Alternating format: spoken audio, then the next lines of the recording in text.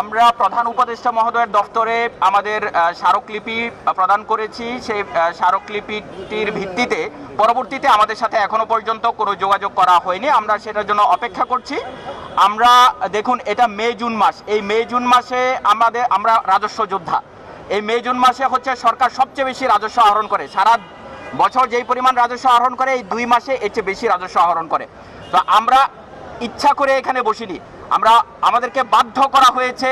এই গুরুত্বপূর্ণ সময়ে একটা অস্থিরতা তৈরি করা একটা পায়তারা চলছে, এর জন্য আমরা দায়ী না। গত 5ই আগস্টের পরবর্তী সময়ে যখন নতুন সরকার গঠন করা হলো, অন্য সকল নাগরিক এবং দফতরে নিয়ে আমরাও আশা করেছিলাম একটি নতুন স্বাধীন দেশ, নতুন ব্যবস্থা, নতুন সংস্কার নিয়ে আসবে।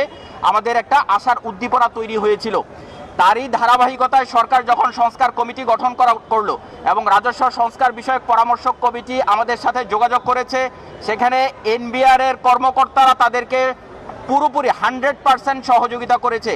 যারা রিপোর্ট করছে বা যারা বলছে যে এনবিআর এর কর্মকর্তারা অসৎ উদ্দেশ্যে এই আন্দোলন করছে, তারা সংস্কার চায় না, তারা পুরনো পদ্ধতিতে চলতে চায়, এটা আমরা দ্ব্যর্থহীনভাবে বলতে চাই। এটা সম্পূর্ণ মিথ্যা কথা।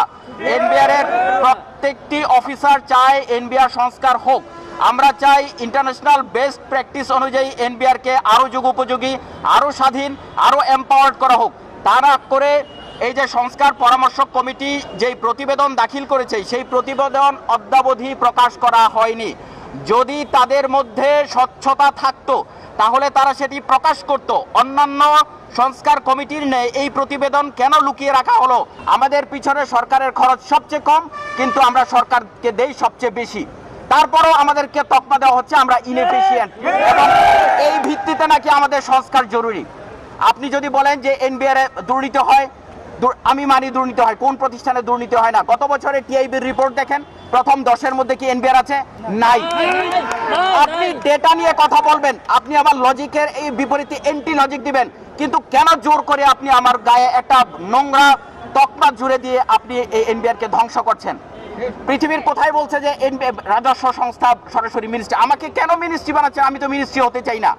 আপনি আমাকে মিনিস্ট্রি মর্যাদা দিতে পারেন, এম্পাওয়ার করতে পারেন, স্বাধীন করতে পারেন, কিন্তু আপনি মিনিস্ট্রি বানিয়ে ভবিষ্যতে যখন পলিটিক্যাল গভর্নমেন্ট আসবে তখন পলিটিক্যাল ইনফ্লুয়েন্সের মধ্যে, পলিটিক্যাল ইন্টারেস্টের মধ্যে আমাকে ফেলে দিচ্ছেন। এই বিষয়গুলো কেন আমি আজকে বলেছি, আপনাদের রিপোর্টে এইগুলো আসতে হবে। আপনাদের সহযোগিতা ছাড়া এই যাত্রা আমাদের সফল হবে না। যদি এনবিআর ধ্বংস হয়, দেশ ধ্বংস হবে। আগামী 10 বছর পরে বুঝতে পারবেন। আমি আজকে হয়তো আমার বিরুদ্ধে ব্যবস্থা নেওয়া হবে, এরকম আর 10 জনের বিরুদ্ধে ব্যবস্থা নেবে, তাতে কি হবে? কয়েকজন ব্যক্তি হয়তো ধ্বংস হবে, কিন্তু একটা সংস্থা যখন ধ্বংস হবে, যেটি রাজস্ব সংস্থা, তখন দেশের পুরো ডেভেলপমেন্ট সিস্টেম হ্যাম্পার্ড হবে। দেশ তখন পরনির্ভর হয়ে যাবে। দেশ তখন অভ্যন্তরীণ রাজস্বের উপর আর নির্ভর করতে পারবে না।